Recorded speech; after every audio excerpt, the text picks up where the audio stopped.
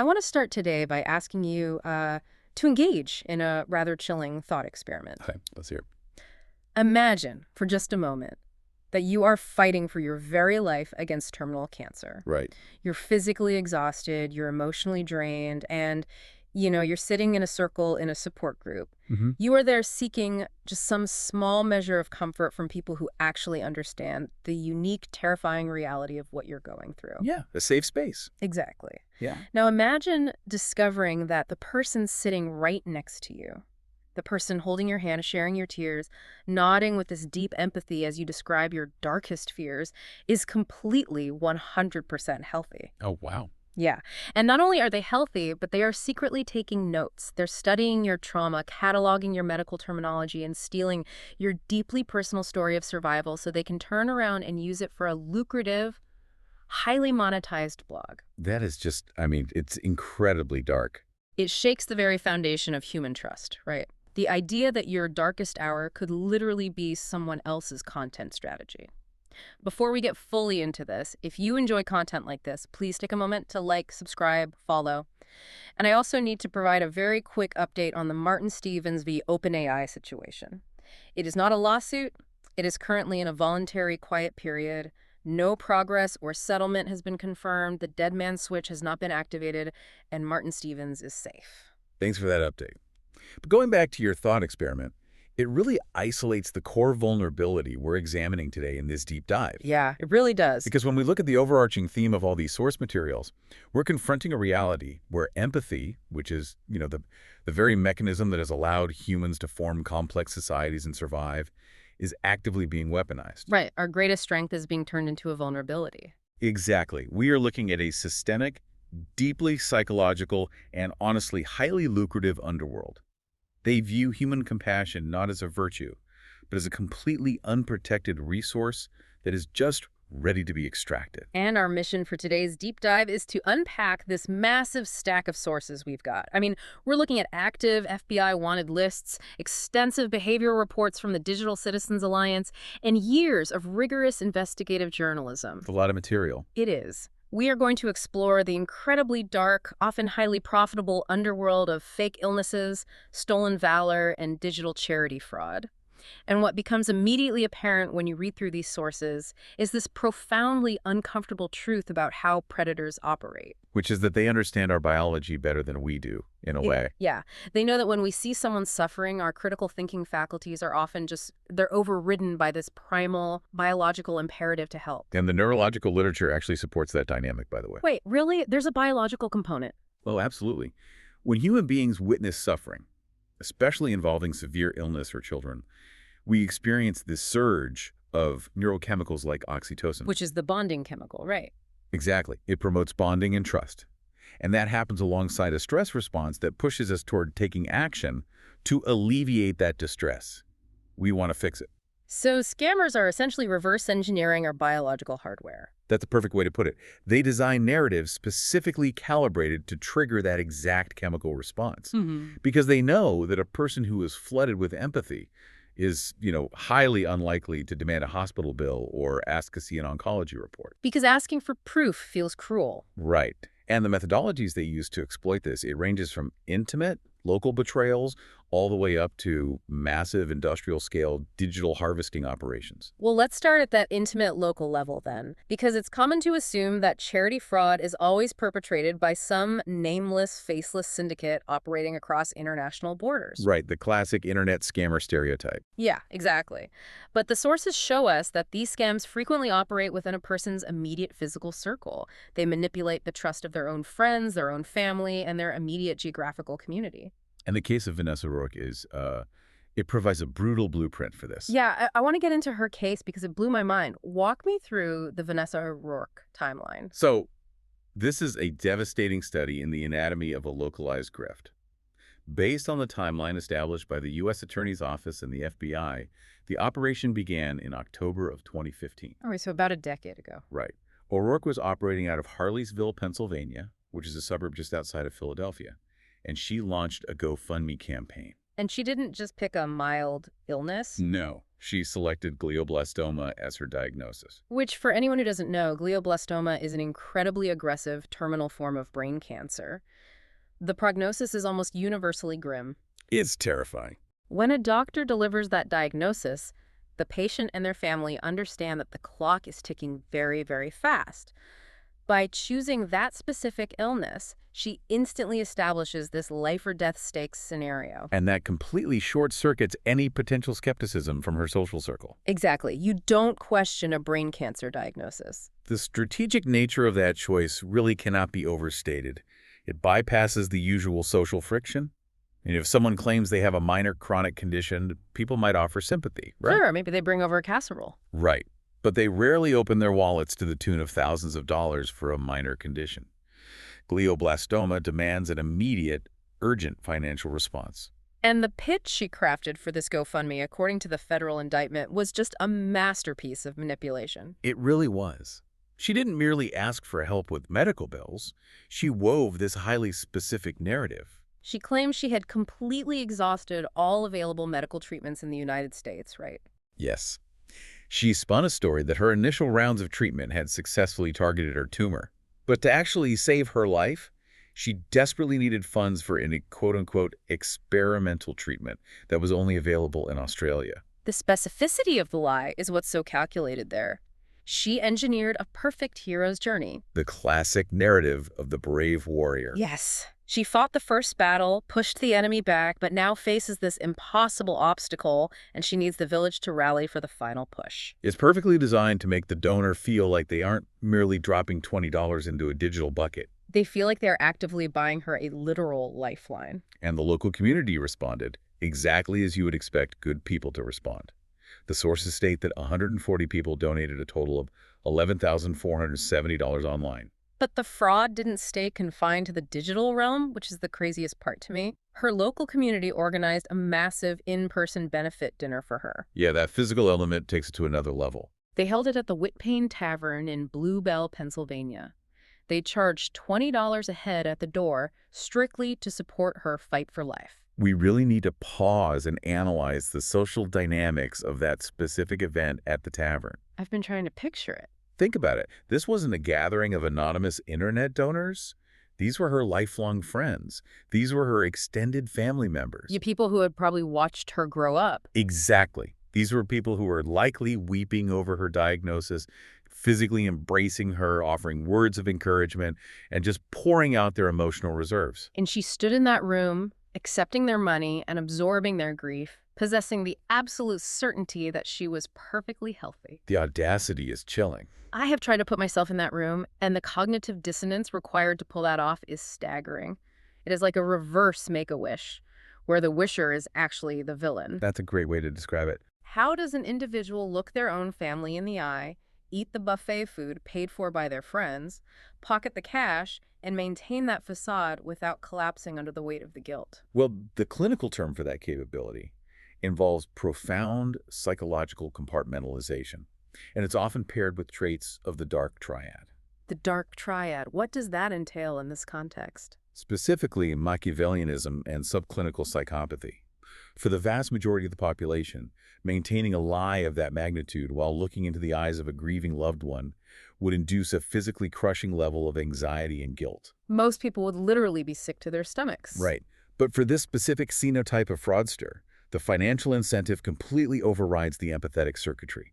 They no longer perceive their victims as friends or family. What do they see them as? The victims are reclassified in their minds as marks, or essentially unthinking ATMs. Wow. The fraudster feeds off the financial influx. But perhaps more insidiously, they also feed off the adulation. They actually enjoy playing the role of the tragic, brave warrior. And what she did with the proceeds of that adulation is thoroughly nauseating. The FBI investigation revealed the stark reality. There was no tumor. None at all. There was no glioblastoma. She took that $11,000, which was supposed to fund experimental, life-saving radiation, and she boarded a flight to Queensland, Australia. And she wasn't going to a clinic. No. Once there, the federal authorities stated she engaged in, and this is a quote, a variety of leisure activities. She was effectively taking a luxury vacation funded by the tears of the people at the Wit Pain Tavern. And, the audacity of the crime actually escalates from there. It gets worse. Much worse.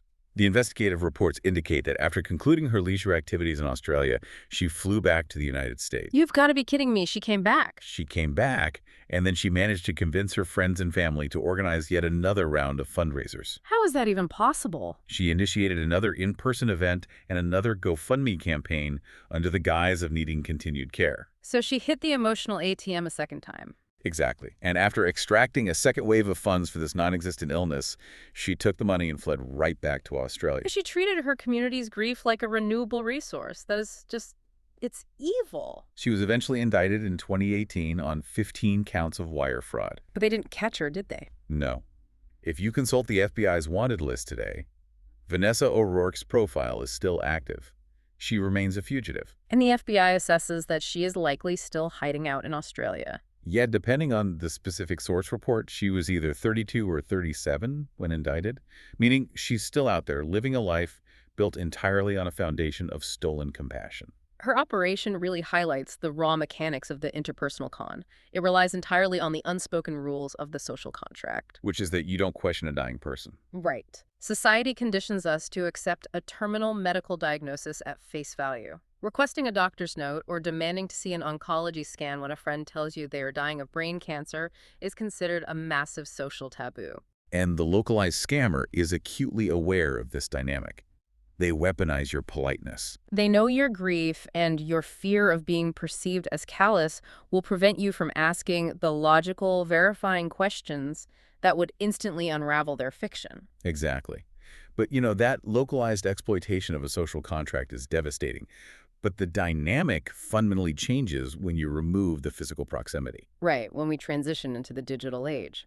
Exactly. When we look at the sources detailing the social media era, the currency shifts. We see fraudsters evolving beyond using fake illnesses merely for direct, immediate cash donations from their aunts and uncles. Right, they aren't just looking for a GoFundMe payout anymore. Influencers are utilizing simulated illness as a structural tool to generate entire digital ecosystems. They use it to manufacture content, to secure brand deals, and to build massive clout. The modern influencer economy has completely altered the incentive structure for this type of fraud. In this ecosystem, the primary currency isn't always immediate liquid cash. What is it then? Attention. Attention, the illusion of authenticity, and perceived status within a hierarchy of creators. We have a deeply disturbing case study from our sources involving an influencer named Haley Hall Knight. I remember reading this one. She publicly claimed to be battling pancreatic cancer, right? Yes. Another highly lethal, terrifying diagnosis. But her operational methodology was entirely distinct from O'Rourke's. Because she wasn't just setting up a digital tip jar. No, she used her supposed illness, which she tightly interwoven with promises of luxury and access, to lure in and manipulate fellow content creators. The methodology here is incredibly convoluted. Knight targeted a fellow creator named Amanda Cruz. And the power dynamic here is so important to note. Cruz was a 20-week pregnant mother living in Iowa. Highly vulnerable. Yes. Knight approached Cruz with an offer that sounded like a career-making opportunity. She offered an all-expenses-paid trip to the Four Seasons in Bora Bora to collaborate on content creation. And she didn't just offer the trip. She promised Cruz a payment of $6,000 simply for packing her bags and producing videos during the trip. $6,000 and a free trip to Bora Bora. But she presented this entirely manufactured corporate reality. Right. Knight didn't just send a casual DM floating the idea. Court documents and investigative reporting reveal that she provided elaborate, forged public relations documents. She drafted and sent fake Four Seasons contract agreements to her victims. Yes. She was meticulously constructing an entire corporate ecosystem. Why go through all that immense effort, though? I mean, forging a Four Seasons contract, why not just set up a GoFundMe and be done with it? Well, she was establishing herself as a highly connected, successful influencer who possessed the unilateral power to distribute lucrative brand deals. In the influencer economy, proximity to wealth and access to exclusive brand deals is the ultimate validation.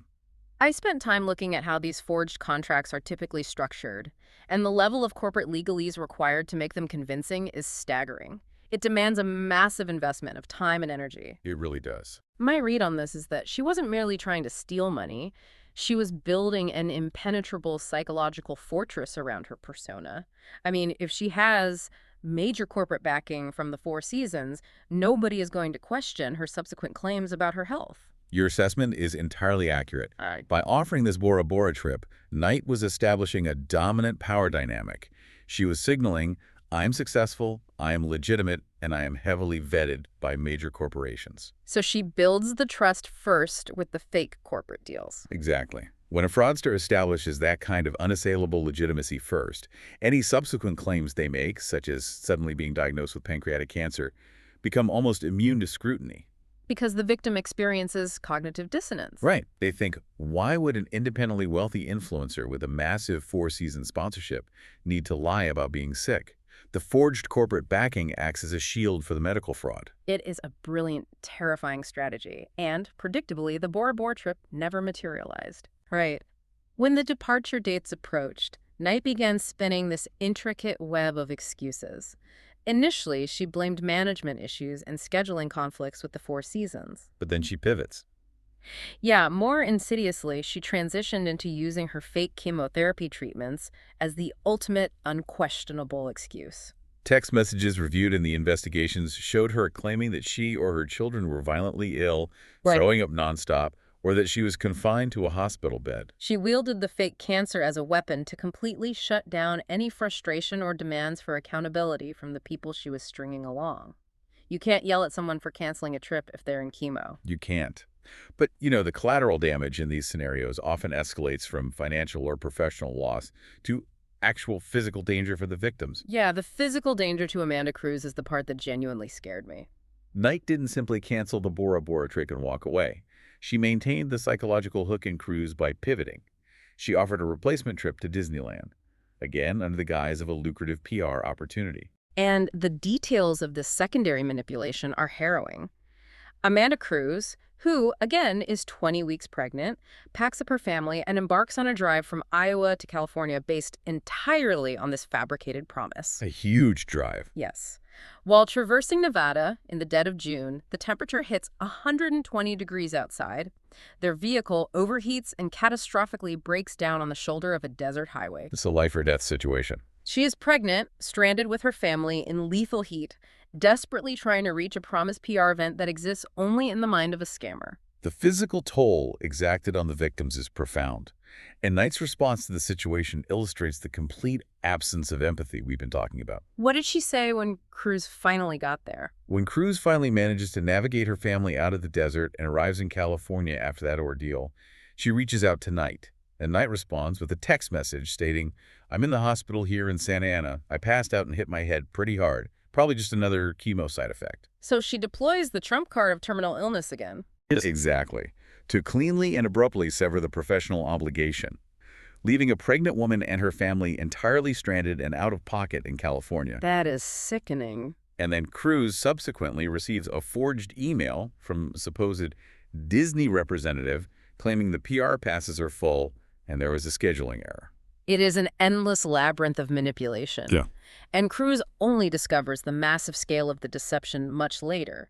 She's scrolling through TikTok and stumbles across a video from another creator who is systematically exposing Knight's scam. Revealing a sprawling list of victims who had all been fed similar lies. Right. And the sources confirm this is not a novel phenomenon born yesterday with TikTok. We can look back to 2010 to a case involving a woman named Jessica Vega. Oh, the wedding scam. Yes. She faked terminal leukemia specifically to manipulate her New York community into funding a lavish, over-the-top dream wedding and honeymoon. She just wanted the aesthetics of an influencer-style perfect wedding. Exactly. And she weaponized a fake death sentence to coerce local vendors and community members into paying for it. And the ultimate irony of that case is that it was her own husband who eventually discovered the deception and outed her fraud to the press. Wow. And these cases perfectly illustrate the systemic warning issued by Benjamin Morris, a lecturer at the University of Nevada, Las Vegas. Right. His analysis was featured in the local Las Vegas news segments included in our sources. He articulates that social media platforms rely entirely on the fragile illusion of authenticity. When influencers weaponize that trust, it doesn't merely harm the immediate, quantifiable victims. It pollutes the entire cultural landscape. Exactly. It degrades the social fabric of these digital platforms because the audience eventually becomes entirely cynical. They lose the capacity to distinguish between a genuine, desperate cry for medical help and a sociopathic content strategy designed to maximize engagement metrics. And the degradation of that trust leads us to an even darker I territory. know exactly where you're going with this. We've examined individuals who steal money to fund vacations, and we have analyzed influencers who forge contracts to manufacture clout. But the sources push us into a category of fraud that transcends the theft of money or status.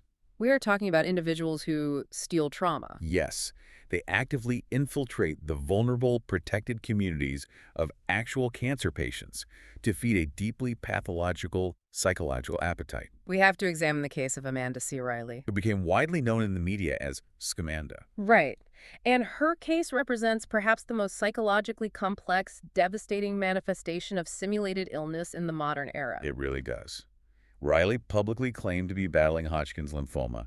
However, unlike O'Rourke, she didn't simply launch a GoFundMe and flee the jurisdiction. And she didn't use the illness merely as an excuse to avoid a business obligation like Knight did. Right. She claimed to be a 4-time relapse patient undergoing highly intense experimental clinical trials in New York. And to validate this elaborate fiction, she systematically and physically embedded herself within the cancer survivor community. She didn't observe them from a safe distance. She aggressively injected herself into their safe spaces. The investigative reports and the subsequent interviews with her victims are they're incredibly difficult to process. Because she actively attended stupid cancer conferences. Which is such an important context to explain. Right. For context, these events are specifically designed as sanctuaries for young adults living with cancer. Young adult patients often face profound isolation because they feel disconnected from both their healthy peers and the older cancer populations. They're stuck in the middle. Exactly. These conferences are rare environments where they can drop their emotional guards, share their deepest fears, and connect with people who truly understand the unique, isolating hell of their diagnosis. And Amanda Riley walked into these sanctuaries completely healthy. Treating the environment like a hunting ground for emotional validation. The predatory nature of her actions is chilling. She meticulously sought out and befriended real, deeply traumatized victims. The source material highlights Carolyn Cerrito as a prime example of the collateral damage Riley inflicted. Tell me more about Carolyn's story. Carolyn was diagnosed with bone cancer at the age of 15, an illness that required the amputation of her leg. Now, at 51, she still suffers from severe PTSD.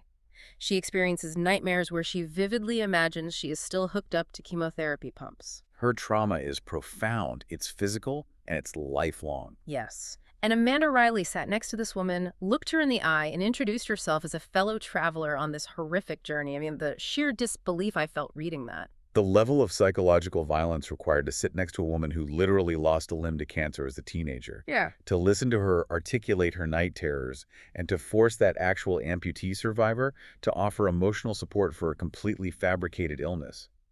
It defies standard comprehension. It isn't just theft, it is emotional parasitism. She was feeding off the authentic trauma of people who were already fighting for their lives. Emotional parasitism is the exact mechanism at play. In clinical psychological terms, what we're observing aligns heavily with severe manifestations of factitious disorder imposed on self, which is historically and colloquially known as Munchausen syndrome. And when it moves online. When this pathology adapts to the digital age, researchers often refer to it as Munchausen by internet. In traditional financial scams, monetary gain is the sole driver. But not for Scamanda. Well, the hundreds of thousands of dollars she raised from donations were certainly a factor. But the primary pathological driver is an extreme, insatiable craving for attention, nurturance, and sympathy.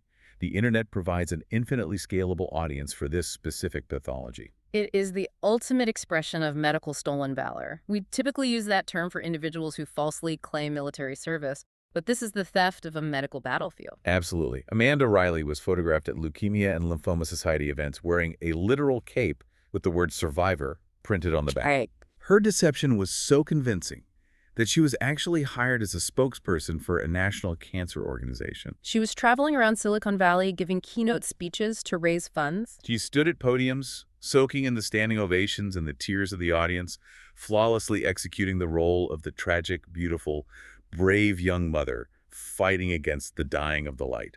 But to maintain a role of that magnitude, particularly when subjected to the scrutiny of actual patients and medical professionals, she required high-quality material. This is where her infiltration of the real cancer community served its darkest purpose. She ran a highly popular blog, which she titled her Cancer Journal. And this blog was heavily monetized. It served as a constant mechanism for soliciting donations. Right. But the challenge she faced was how to write a convincing, detailed, medically accurate, and emotionally resonant blog about a disease she did not have. Her solution was to steal the raw material from the people around her. She was actively mining their lives. She took their reality. She took the very real fears, the highly specific medical details, the nuanced side effects of actual treatments, and the private emotional breakdowns of the real patients she had befriended, like Carolyn. And she copy-pasted their trauma directly into her own blog posts. She was strip mining their authentic suffering to add texture and believability to her own fake character. It is as if she was crowdsourcing the symptoms and the emotional weight of a terminal illness to optimize her donation funnels. Precisely. And understanding the warped reality of this specific pathology is essential to grasping how someone can act with such an absolute absence of remorse. How does she sleep at night, knowing what she's doing? Because in the scammer's twisted cognitive framework, they view themselves as the ultimate main character of the universe. They perceive the attention, the sympathy, and the money as things they inherently deserve. So they don't even see the victims as real people. The real patients are not viewed as human beings deserving of empathy. They are merely props. They're research subjects utilized to improve the script. The scammer feels no guilt because their psychological imperative for adulation completely justifies the deception in their own mind. And her facade only collapsed when investigative producer Nancy Moscatello received a tip and began systematically pulling at the threads. Thank goodness for journalists like her. Seriously, Moscatello noticed critical discrepancies, such as Riley's claims about undergoing specific clinical trials in New York that, upon basic verification, did not actually exist. The Amanda Riley case forces you to question every tearful narrative you encounter online. It really does. And the sources reveal a logical, if terrifying, progression. Because if these predators are willing to systematically exploit the cancer community, to steal the trauma of a childhood amputee, then they will absolutely not hesitate to exploit large-scale national tragedies. No, they won't. Which brings us to another massive pillar of our source material, the comprehensive report on disaster fraud compiled by the Digital Citizens Alliance. Yes, the DCA report by Garth Bruin. Because if there's one thing a scammer values more than an isolated personal tragedy, it is a highly publicized collective tragedy that completely dominates the news cycle. The pivot from individual medical fraud to mass disaster fraud is a seamless transition for these predators. As the Digital Citizens Alliance report meticulously outlines, large-scale disasters trigger a universal, knee-jerk psychological reaction in the general public. Like we were saying earlier, that surge of empathy. Right. When we see a hurricane decimate a coastline or a terrorist attack paralyze a city, the overwhelming response is, "I wish I could help." It is a beautiful, defining aspect of human nature. But these perpetrators, whom the report accurately describes as vultures waiting in the wings, they view events like 9/11, Hurricane Katrina, the Deepwater Horizon oil spill, or mass shootings not as profound human tragedies. But as massive, unmissable business opportunities. Exactly. They understand that the public is desperate to trade their money for a feeling of usefulness. And perhaps the most sickening example, detailed in the report, centers around the Sandy Hook Elementary School shooting in Newtown, Connecticut. December 14th, 2012. It was an unspeakable horror that completely paralyzed the nation with grief. Yet within hours of the shooting, before some families had even received official confirmation from law enforcement about the loss of their children, the grift was already operational. Oh, hours. That's insane. Hours. A woman from the Bronx named Noelle Alba sprang into action. She registered an internet domain name. And she didn't just register a generic Help Newtown site.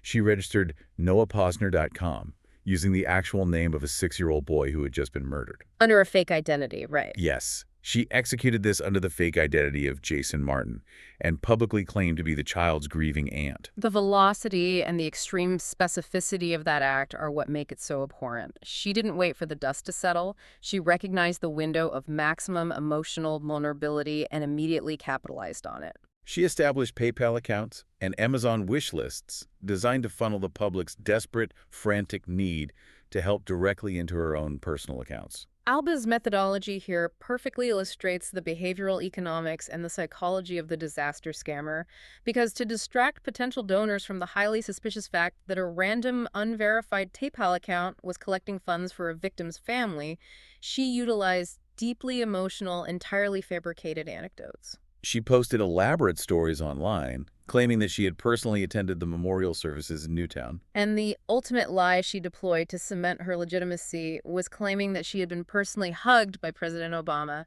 at the memorial. It is an incredibly calculated manipulation. It's akin to a street hustler running a game of three-card Monte. They wave this incredibly potent, emotionally charged fake story.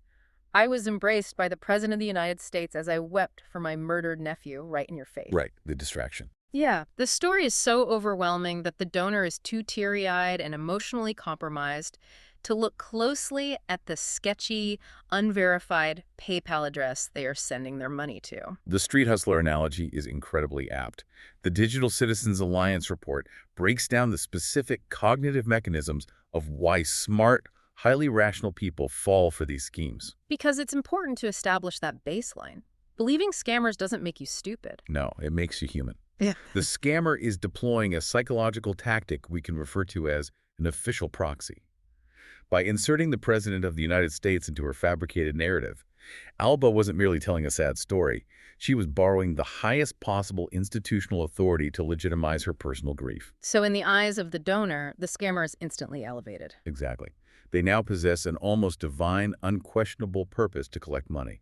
The emotional weight and the perceived authority of the presidential hug completely override the logical, analytical center of the brain that would normally demand to verify the charity's tax identification number. And the scope of her sociopathy becomes even clearer when you look at the FBI investigation. Because she got caught. She did. When the authorities eventually targeted her, because a real member of a victim's family discovered the fake Newtown charity and reported it, they audited her financial accounts. And what do they find?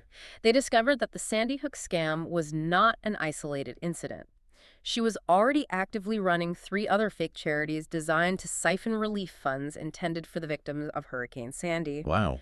She was a serial disaster predator. She simply monitored the news cycle, waited for a tragedy to break, purchased the relevant domain names, and set up the donation funnels.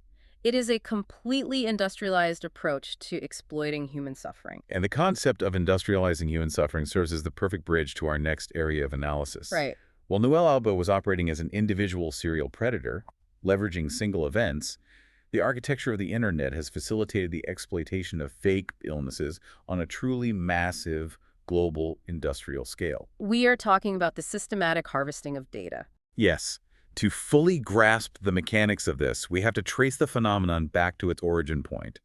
We have to examine what is arguably the foundational internet charity hoax. I spent a lot of time reviewing the WikiList sources regarding the paradox of Craig Shergold, and it is a piece of history that completely blew my mind. It's a fascinating case study. It really is. It starts as something so pure and beautiful, and then it mutates into a digital monster.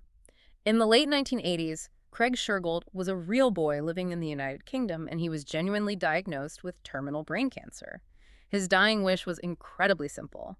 He wanted to break the Guinness World Record for receiving the most get-well cards. It was a sincere, physical world viral campaign that occurred years before the concept of digital virality even existed. Right, this is physical mail. Yes. And the public's response was overwhelmingly positive. He received over 1.25 million physical get-well cards, completely shattering the Guinness record. The logistical reality of managing millions of pieces of mail was staggering for the local post office. But the story took a genuinely miraculous turn, didn't it? It did. A billionaire named John Kluge heard about Craig's story, stepped in, and paid for a highly specialized surgery in the United States.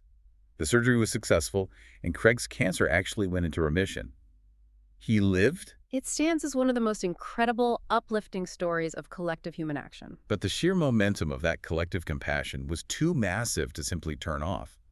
The physical mail continued to flood in for years, becoming a massive logistical burden for the family.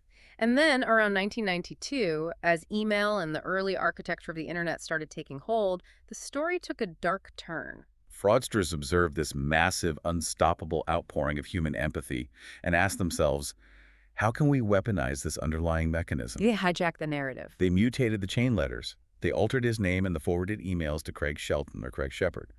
But most importantly, they fundamentally changed the ask. It was no longer about sending a physical get-well card to a sick boy in the UK.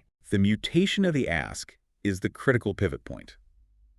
The altered digital letters began instructing people to send business cards, or more commonly, to forward the email to their entire contact list and CC, a specific, seemingly official email address. Why would they do this? I mean, what's the value in a CC? Security analysts and early internet researchers soon realized that these chain letters had completely detached from the reality of a sick child.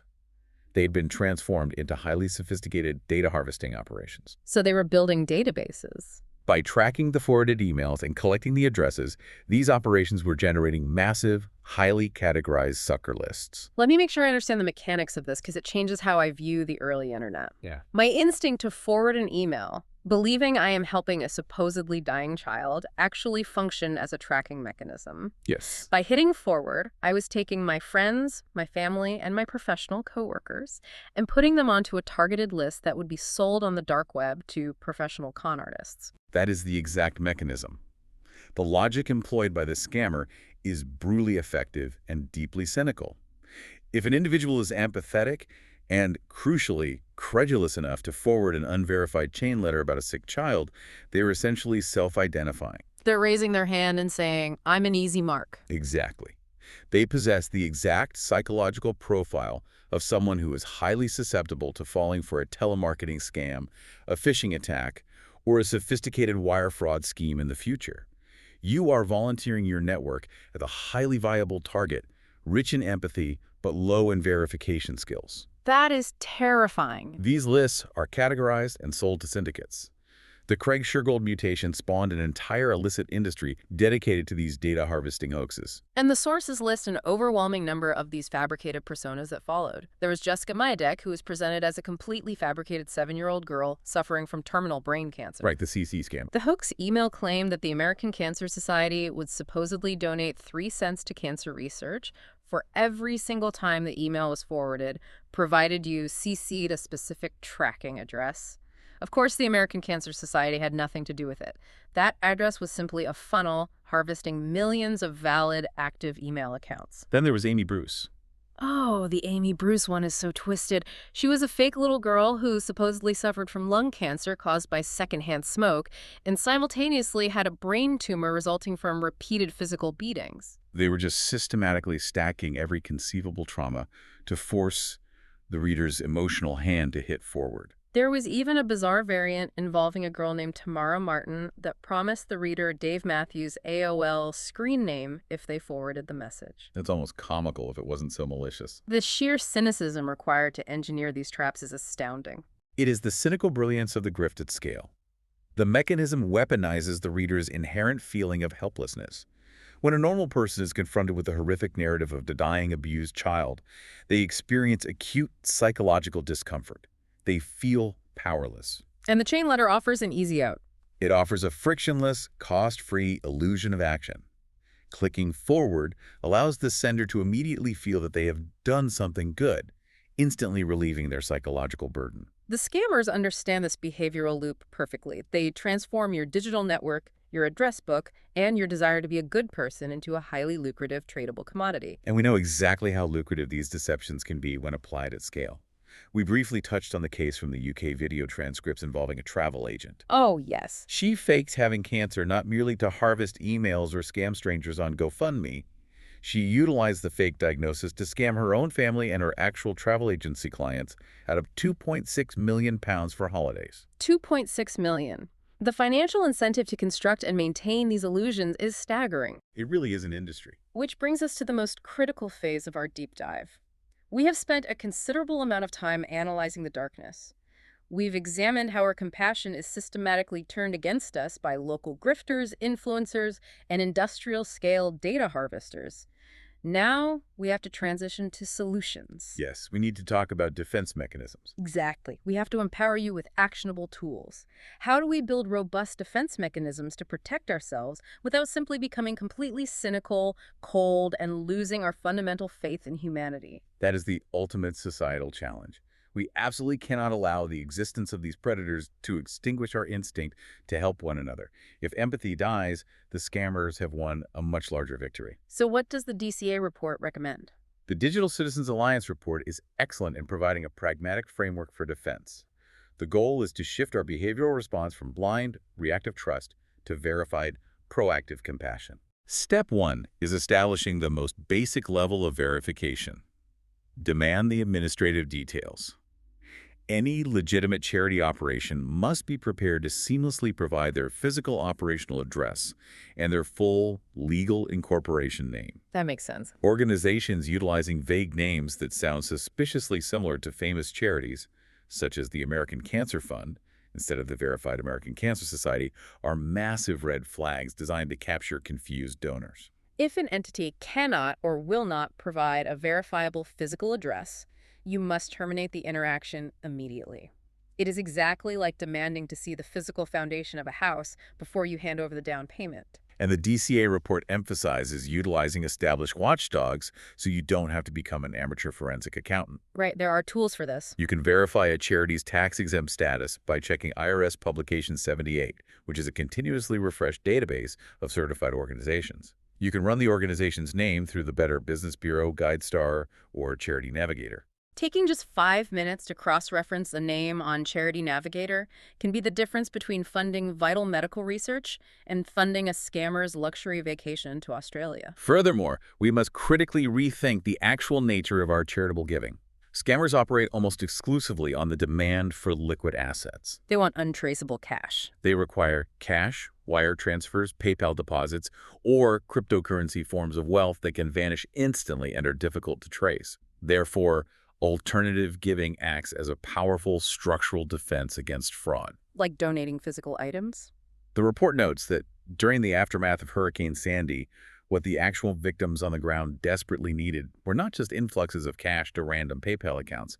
They needed physical batteries, ordinary household items, clean water, and physical labor to clear debris. You can donate blood, which a scammer cannot monetize. You can donate clothing. I thought the example in the text regarding donating old eyeglasses was brilliant. It's a great example. When you get a new prescription, you take your old glasses and send them to an established organization like New Eyes for the Needy. A scammer operating a fake GoFundMe from their living room has absolutely zero use for a box of your old bifocals. They cannot easily fence those items. Right. By shifting to physical specific donations, you completely break the scammer's business model. That is exactly the point. You remove the liquidity. And to protect yourself in the immediate moment, you must train your psychological responses to resist high-pressure tactics. Which is their favorite tool. The universal hallmark of a scam is the artificial manufacture of extreme urgency. The narrative is always, this child needs surgery tonight, or the victims will starve if they don't get money right now. They use that manufactured urgency to deliberately bypass your critical thinking faculties. The rule must be absolute. Never stuff cash into a stranger's street can simply because they thrust it in your face. Never initiate a wire transfer based on emotional appeal, and never ever provide your credit card information to someone who cold calls your phone, regardless of how tragic or detailed the story they are telling you sounds. Legitimate organizations do not demand instantaneous liquid transfers under duress. Never. I have to present a counterpoint that I'm sure many of you listening are feeling right now. After reading through all of these sources, after diving this deeply into the sheer calculating sociopathy of people like Vanessa O'Rourke or Amanda Riley, does it just make you want to stop giving altogether? I completely understand that feeling. It feels profoundly exhausting to realize that you have to play the role of a cynical detective just to execute a basic good deed. It feels like empathy is just too heavy a liability to carry. It is deeply exhausting, and that fatigue is exactly what the scammers rely on. But the answer to that fatigue has to be a resounding structural no. We cannot let societal parasites dictate the terms of human engagement. Because if we stop giving, if we retreat into total cynicism, the scammers have effectively destroyed the social fabric. The ultimate recommendation derived from the behavioral experts in these reports is this: transition your empathy from a reactive state to a proactive state. Pick a single, highly reputable charity that operates in an area closely aligned with your personal values. Vet them thoroughly one time using the tools we discussed. And then, commit to giving to them regularly over the long term. Stop sporadically reacting to highly emotional social media posts or heartbreaking chain emails. Your sustained, verified dedication to one cause does infinitely more good than scattered, emotionally driven micro-donations that carry a high risk of fraud. And perhaps even more powerfully, support a local community group with your actual physical time. Go volunteer at the local food bank. Go swing a hammer for Habitat for Humanity. Because your physical presence, your sweat, your time, that is a resource that no internet scammer, no forged Four Seasons contract, and no fake blogger can ever steal from you. That is a phenomenal, empowering framework to land on. We replace blind, reactive trust with verified, proactive action. We don't stop caring, we just evolve our methodology to become much smarter about how we care. We protect the resource so it actually reaches the people who need it. As we conclude our analysis of these sources, I want to toss it over to you for one final thought. I want to leave you with one final, deeply provocative thought to mull over, building on the trajectory of everything we've unpacked today. We have seen how difficult it is for the average person to spot a human scammer who spends hours forging PR emails or who physically shaves their head to fake the side effects of chemotherapy. Right. But imagine what happens tomorrow. We are rapidly entering an era where scammers will be able to utilize generative AI to instantly manufacture flawless, realistic medical records. They will be able to generate perfect, verifiable-looking hospital bills in a matter of seconds. Oh. We are looking at a near future where they can create heartbreaking, photorealistic, deep-fake videos of non-existent dying patients, complete with synthetic voiceovers pleading for your help. The grifts we discussed today took extensive planning, physical effort, and time. Tomorrow's grifts will require nothing more than a single text prompt. When the proof of human suffering can be manufactured out of thin air, perfectly tailored by algorithms to manipulate your specific psychological profile and emotional triggers, how will our empathy survive? If you found this episode valuable, please like, subscribe, share.